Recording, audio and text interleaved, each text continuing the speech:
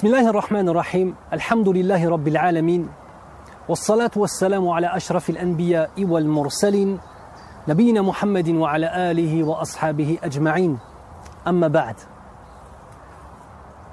Il y a parfois dans la vie des situations qui sont très compliquées à gérer, très compliquées. Et on a parfois les bonnes réactions, parfois nous n'avons pas les bonnes réactions. Et parfois on a la bonne réaction et on a la certitude que ça émane d'Allah Azza wa Jal. Et c'est l'illustration de cela que nous allons voir aujourd'hui avec l'histoire de Abdullah al-Miski. C'est un épisode de vie que nous avait raconté un de nos professeurs à l'université islamique de Médine, et il connaissait cet homme. Et je me permets de partager cela avec vous, Inch'Allah ta'ala. Cet homme, Abdullah, n'était pas surnommé al-Miski à l'époque. Abdullah, un homme connu pour sa piété et aussi connu pour sa grande beauté, un homme qui était très beau. Et les femmes le désiraient. Et subhanallah, les femmes, plus on les rejette, plus elles se sentent un petit peu attirées, subhanallah. Pas toujours, mais en tout cas, c'est une règle qui, voilà, a une influence. Une femme était amoureuse de lui, tombée follement amoureuse de lui. Elle lui a proposé le mariage, il lui a expliqué clairement qu'il n'avait pas le temps pour ça. Elle a donc décidé de lui proposer autre chose, la fornication, des relations intimes en dehors du mariage. Cet homme qui était un homme pieux, cet homme qui était un homme dirigé vers les sciences islamiques, cet homme qui, sans arrêt, était dans le rappel de son Seigneur, bien évidemment, il a refusé, catégoriquement. Catégoriquement. Elle a décidé de commencer à employer des stratagèmes. Mais Allah Azza wa Jalla nous dit وَيَمْكُرُونَ وَيَمْكُرُ اللَّهُ وَاللَّهُ خَيْرُ الْمَاكِرِينَ. Et ils font œuvre de stratagèmes, mais Allah Azza wa Jalla est le plus grand stratège qu'il puisse y avoir. Regardez ce qu'elle a fait. Elle s'est déguisée en vieille dame qui avait un problème de santé. Elle s'est déguisée. Elle est partie voir Abdullah en lui demandant de l'aider à la sortie de la mosquée, en prenant un petit peu la voix d'une vieille femme. Et elle lui a demandé de l'aider. Viens chez moi, j'ai besoin que tu m'aides, j'ai besoin que tu portes telle chose. J'ai besoin de toi. Abdullah accepte, comme d'habitude, comme à l'accoutumée. Lorsqu'il arrive dans la maison, elle ferme les portes à clé. Elle enlève son apparat de vieille dame pour ne laisser qu'un apparat de femme très belle, jeune et désirable. Et elle lui dit clairement, il n'y a pas 2 ou 3 solutions, il n'y en a qu'une seule. Soit tu as tout de suite un rapport intime avec moi, soit je déchire mes habits, j'ouvre la porte en criant, j'appelle au viol et je dis à tout le monde que tu as tenté de me violer. Allahu Akbar. Ya akhi al-Karim, je m'adresse un petit peu plus à mes frères aujourd'hui. Pense à ce que tu fais dans cette situation. Allahul Musta'an. Si tu refuses, elle crie, elle sort, et les gens, subhanallah, qui sont admirés tous, malheureusement, très souvent, les gens peuvent les dénigrer aussi rapidement qu'ils se sont mis à les admirer. Et là, Allah Azza wa Jal lui met un éclair de génie à l'esprit.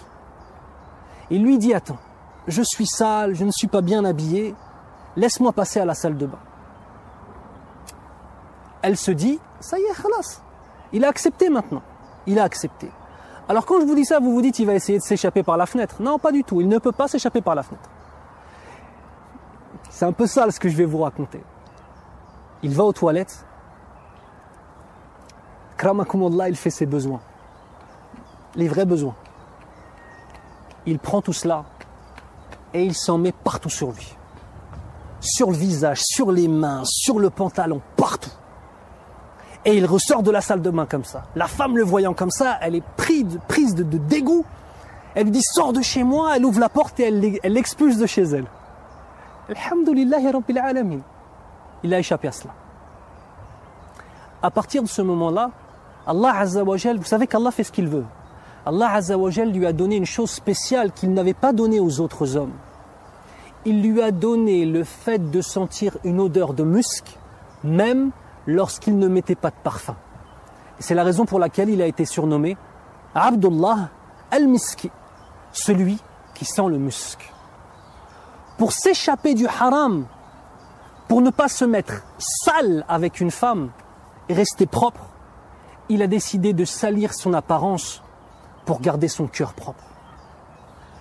Aujourd'hui, on a beaucoup l'inverse. On fait attention à ce qu'il y a à l'extérieur, on met du parfum, on met une belle apparence, en oubliant ce qu'il y a à l'intérieur. Il est important ici de se rappeler d'une chose, c'est qu'il y a des moments dans notre existence où on ne peut pas avoir la solution. Seul Allah Azza wa Jal, par sa miséricorde, peut la descendre sur ton esprit. Et la'alla, Inch'Allah ta'ala, cette situation assez cocasse évidemment, en fait partie. Se mettre sale à l'extérieur pour être propre à l'intérieur. Inch'Allah ta'ala. Alors ce que je veux, c'est que tu te rappelles de cette histoire, de cet épisode de vie, que tu t'en rappelles lorsque tu vas te retrouver dans des situations qui déplaisent à notre Seigneur et des situations qui risquent de t'amener à des actes qui ne te feront que regretter de l'avoir fait. L'homme est ainsi, aveuglé par ses passions. L'homme et la femme, et quand je dis l'homme, c'est un H avec un grand H. Et même si pour les hommes c'est plus physique, pour les femmes c'est plus la romance et le charme, mais au final les actions peuvent être les mêmes. Allahumma ahfadna min dhalik, qu'Allah nous préserve de cela. Lorsque demain tu seras face à une tentation, mon frère, ou toi ma sœur, parce que le diable nous a souvent à l'usure.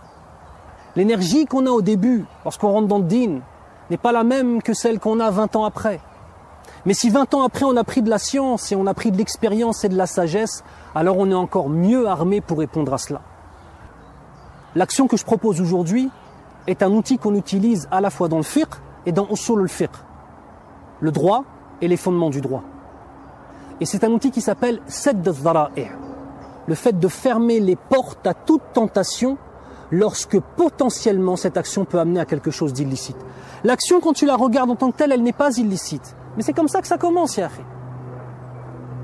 Mais quand tu laisses une femme te parler de trop près, lorsque ma sœur, tu laisses un homme te parler de trop près, et lorsqu'au fur et à mesure il y a du copinage qui se fait, Allahul Musta'an, ça amène à des choses, ça amène à des familles détruites, ça amène à beaucoup de choses. Donc soyons proches de notre Seigneur, craignons Allah Azza wa Jal, et rappelle-toi Abdullah, qui a été prêt à se mettre sale à l'extérieur pour rester propre à l'intérieur. Ya Rabbal Alamin, Allahumma j'alna minal mutatahirin. Et Allah fait de nous des gens propres et qui se purifient, Ya Rabbal Alamin. Alors mon frère, ma sœur, fais de cette histoire ta réalité, Inch'Allah. Barakallahu fikum. Wassalamu alaikum wa rahmatullahi wa barakatuh.